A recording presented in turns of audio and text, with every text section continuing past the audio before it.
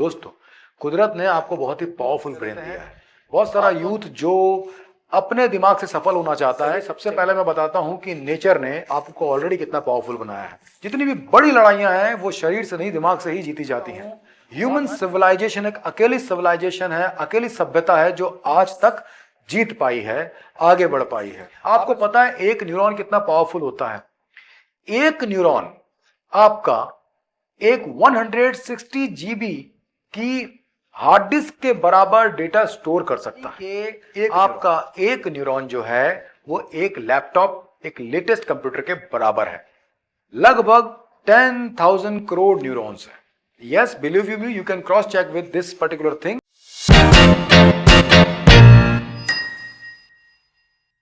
नमस्कार दोस्तों, मैं हूं doctor Vinod Sharma, Brainwood brain science है और इसके साथ साथ प्रोफेसर ब्रेनवुड ब्रेन साइंस।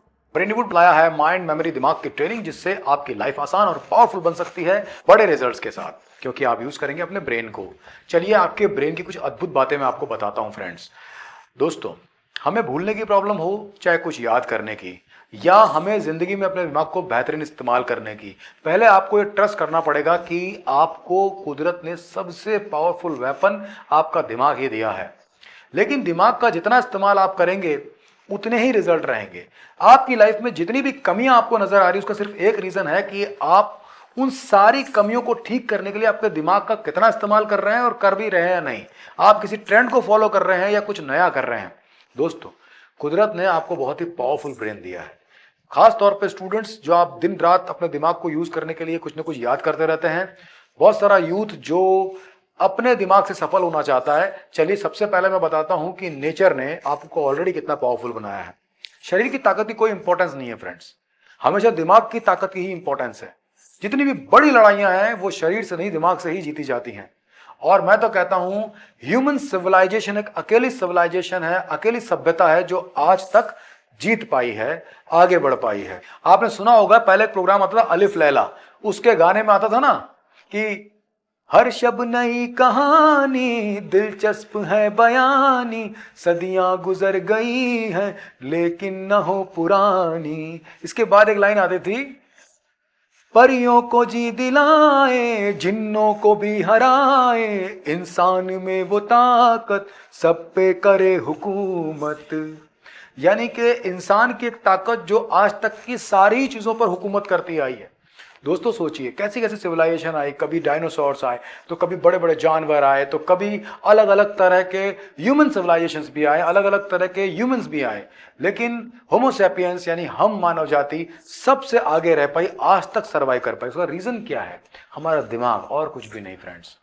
अगर हम पुरानी पौराणिक बातों पर मान लें कि बड़े बड़े राक्षस होते थे, जिन्नात होते थे, दैत्य होते थे, असुर होते थे, तो ये सब भी अब नहीं है, खत्म हो गए। और फिर भी एक सभ्यता बची रह गई, मानव सभ्यता कभी एक्सटिंक्ट नहीं हुई। उसका सिर्फ एक रीजन है कि इंसान अपने दिमाग का बेहतरीन इस्तेमाल करता चला गया। तो अब सवाल है, दिमाग का बेहतरीन इस्तेमाल करें, इसके लिए दिमाग की ताकत होती कितनी है वो जरा जानें। दोस्तों, इंसानी दिमाग न्यूरॉन्स से मिलकर बना हुआ है। न्यूरॉन्स बहुत ही छोटा होता है, इलेक्ट्रॉन माइक्रोस्कोप से ही देखा जा सकता है। बट न्यूरॉन का जो फंक्शन है वो एक कंप्यूटर के फंक्शन जैसा होता है। जैसे कंप्यूटर की दो विशेषताएं होती हैं, डेटा स्टोर करना और उसे फंक्शनलाइज करना, उसे एक्शन में लेकर के आना। ऐसे ही लैपटॉप या कंप्यूटर के अंदर आपका डेटा स्टोर होता है हार्ड डिस्क में, आपके फोन में भी होता है ऐसा मेमोरी कार्ड में, और सॉफ्टवेयर के माध्यम से वो एक्शन में आता है, फंक्शन में आता है। यही होता है, सेम आपका न्यूरॉन करता है। और एक न्यूरॉन जब किसी दूसरे न्यूरॉन के साथ में कनेक्शन बनाता है तो उसे डेंड्राइट कहते हैं। और न्यूरॉन अपनी सूचनाओं को जब आगे प्रेषित करता है तो ये सिनेप्स कहलाते हैं। और इस तरह से इस पूरे प्रोग्राम को न्यूरोप्लास्टिसिटी कहा जाता है। और आपका ब्रेन सूचनाओं को यानी इंफॉर्मेशन को प्रोसेस करता रहता है। अब यहां पर सबसे इंपॉर्टेंट है न्यूरॉन की कैपेसिटी। आपको पता है एक न्यूरॉन कितना पावरफुल होता है? एक न्यूरॉन आपका एक 160 जीबी की हार्ड डिस्क के बराबर डेटा स्टोर कर सकता है, एक न्यूरॉन। और अगर इस वक्त आपके पास कोई लैपटॉप या कंप्यूटर या मोबाइल फोन हो जिसमें मिनिमम 160 जीबी की हार्ड डिस्क लगी हो, तो उसके बराबर आपका एक न्यूरॉन है और उसे फंक्शन में ला सकता है। यानी कि आपका एक न्यूरॉन जो है वो एक लैपटॉप, एक लेटेस्ट कंप्यूटर के बराबर है। अब आपके ब्रेन में कितने न्यूरॉन हैं? आपके ब्रेन में इस वक्त लगभग 10,000 करोड़ न्यूरॉन्स हैं। Yes, believe you me, you can cross check with this particular thing, internet, Google also, right. इतने न्यूरॉन है, इसका सिंपल मतलब हुआ कि आपका जो एक न्यूरॉन है और आपका जो ब्रेन है उसमें जो बाकी न्यूरॉन है सब मिला लिए जाएं तो इस वक्त आपका दिमाग की ताकत लगभग 10,000 करोड़ कंप्यूटर्स के बराबर है। अब कुदरत ने, भगवान ने हमें दिया शानदार भेजा और अपने घर पे भेजा, इस दुनिया में भेजा, और हमारी इस दुनिया ने हमें पता नहीं कहां भेजा जहां कोई भेजा ही नहीं और भेजा फ्राई हो जाता है। यानी कि भेजा इंपॉर्टेंट नहीं है, उस भेजे का इस्तेमाल इंपॉर्टेंट है। अगर आपके दादाजी के पास में कंप्यूटर हो और एक सॉफ्टवेयर इंजीनियर के पास में कंप्यूटर हो, दोनों के पास सेम कंप्यूटर हो, तो दादाजी जिनको बिल्कुल कंप्यूटर चलाना नहीं आता है, क्या वो उसको यूज कर पाएंगे? नहीं।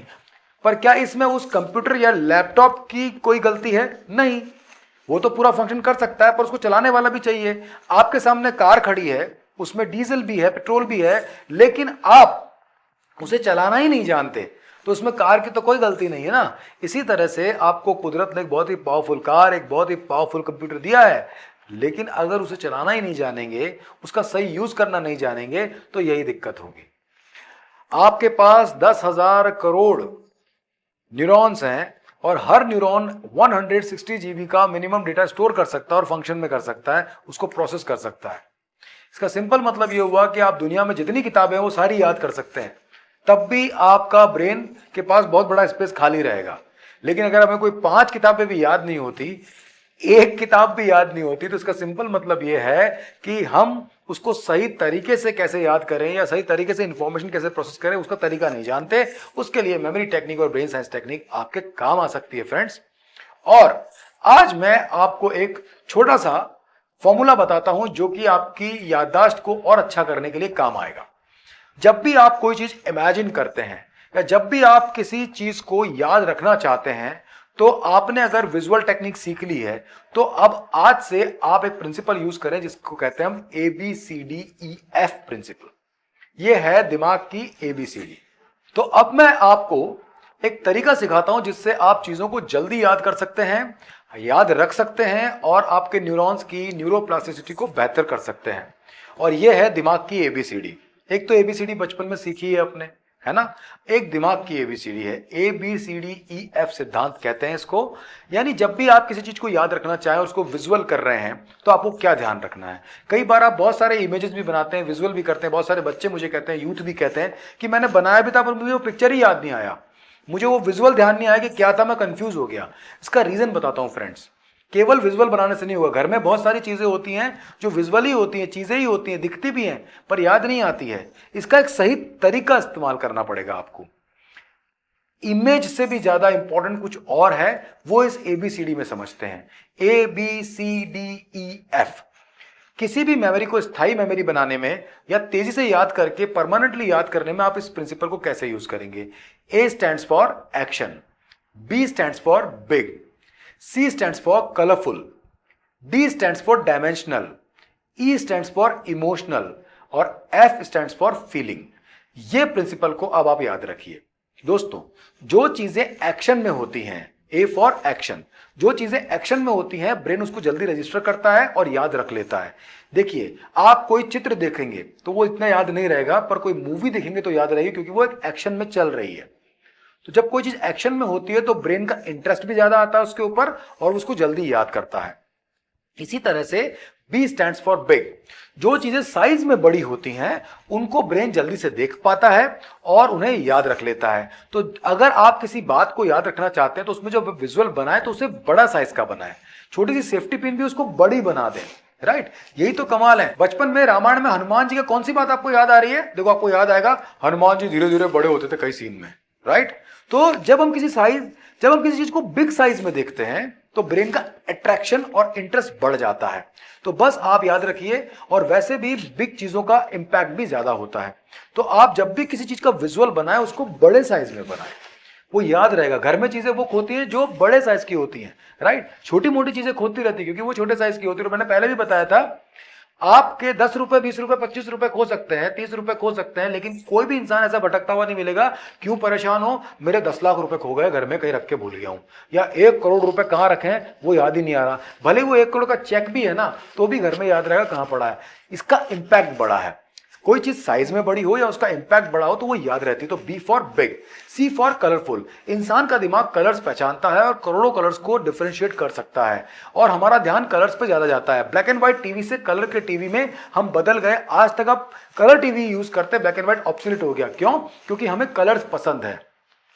अखबार में ब्लैक एंड व्हाइट न्यूज होती है, न्यूज हम जानकारी के लिए पढ़ते हैं, लेकिन अधिकतर एडवर्टाइजमेंट कलर में आते हैं और कलर एड की कीमत भी ज्यादा होती है। उसका रीजन ये होता है कि पता होता है कि कलर की तरफ ब्रेन का अट्रैक्शन आएगा, तो ये एड भी उन्हें दिखाई देगा। तो सिंपल मतलब ये हुआ कि कलरफुल होना एक अलग इंपॉर्टेंट प्रिंसिपल है ब्रेन का, किसी भी चीज का।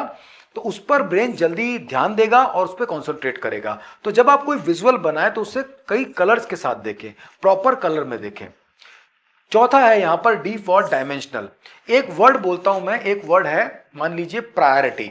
जब मैंने ये वर्ड बोला, इसे आपको याद रखना है। तो इस वर्ड का मीनिंग तो आपको पता है, प्राथमिकता, पर ब्रेन में कोई पिक्चर आया आपके? नहीं आया। पर अगर मैं एक वर्ड बोलता हूं टेबल, तो देखो टेबल पिक्चर आ गया। अमिताभ बच्चन, तो देखो पिक्चर आ गया। डॉक्टर विवेक बंद्रा, देखो पिक्चर आ गया, राइट। लेकिन जिन चीजों की कोई पिक्चर नहीं आ रही है, उन्हें याद रखना ब्रेन के लिए बहुत मुश्किल होता है। ऐसी चीजों को बोलते हैं एब्स्ट्रैक्ट थिंग्स या एब्स्ट्रैक्ट इंफॉर्मेशन। तो आपको जब भी कुछ याद रखें, अगर आप उसको मेमोराइज भी करें, तो आप उसे डायमेंशनल बनाएं, यानी कि उसके 3 डायमेंशन होने चाहिए, राइट। डायमेंशनल यानी वो कोई चीज होनी चाहिए, ऑब्जेक्ट होना चाहिए। मान लीजिए कोई भी वर्ड है जो एब्स्ट्रैक्ट है, उसे डायमेंशनल बनाने के लिए आप PIS टेक्निक का यूज कर सकते हैं, जो मैंने पहले से सिखा रखा है आपको, जिससे आप किसी भी वर्ड को डायमेंशंस में देख सकते हैं और वो आपको याद रहेंगी। घर की वही चीजें याद रहती हैं जिनको जिनको आप देख पाते हैं। याद रखिएगा, आप डायमेंशनल चीजों को ही देख पाते हैं। डी फॉर डायमेंशनल के बाद में आता है ई फॉर इमोशनल। इमोशनल का मतलब होता है जिन चीजों के इमोशनल इंपैक्ट होते हैं वो ब्रेन को जल्दी याद रहती है। आपकी मैक्सिमम मेमोरीज जो आपने याद नहीं की है, वो या तो विजुअल है या आपका कोई इमोशन है जिसके साथ आप जुड़े रहे हैं। आपको जिन लोगों के मोबाइल नंबर याद हैं, उनके साथ कोई ना कोई आपका इमोशनल अटैचमेंट है। आपको जिनकी बर्थ डेट्स याद हैं, उनके साथ भी इमोशनल अटैचमेंट है। यानी कि जहां पर भी आपका इमोशन इन्वॉल्व होता है या इमोशन में बदलाव आता है, वो मेमोरी हमारी परमानेंट मेमोरी बन जाती है। एग्जाम्पल के तौर पर अखबार में पढ़ा कि ये बच्चा CA में फर्स्ट आया। क्या आप बता सकते हैं लास्ट ईयर कौन सा बच्चा CA में फर्स्ट आया? याद नहीं आ रहा होगा, क्योंकि आपका उसके साथ कोई इमोशनल कनेक्शन नहीं है।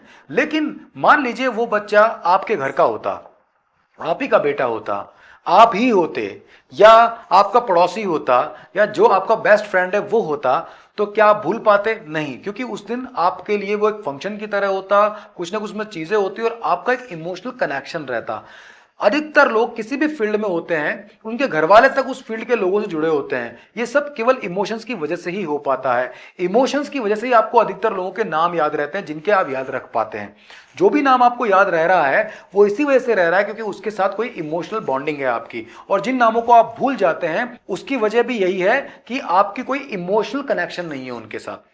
जैसे कि एक्सीडेंट के बारे में पढ़ना और सुनना उतना इंपैक्ट नहीं डालता जितना हम एक्सीडेंट को होते हुए देखते हैं। उस वक्त हमारे इमोशन बदलते हैं और वो चीजें हमारे दिमाग में छप जाती है। तो ये सब इमोशन का कमाल है। नेगेटिव इमोशन से नेगेटिव मेमोरी बनती है और पॉजिटिव इमोशन से पॉजिटिव मेमोरीज बनती है। मेमोरी नेगेटिव हो या पॉजिटिव, दुख भरी यादें हो या खूब खुश करने वाली, सिंपल सी बात है कि वो आपको इसीलिए याद है क्योंकि आपके इमोशंस अटैच्ड है। तो जब भी कभी आप किसी बात को याद रखना चाहें, आप उसको इमोशनली फील करें, अपना ही माने। जैसे एग्जाम्पल के तौर पर आप पढ़ाई कर रहे हैं हिस्ट्री के कैरेक्टर्स की, तो जो भी कैरेक्टर आप पढ़ रहे हैं उसे आप अपने घर का मेंबर मान लीजिए।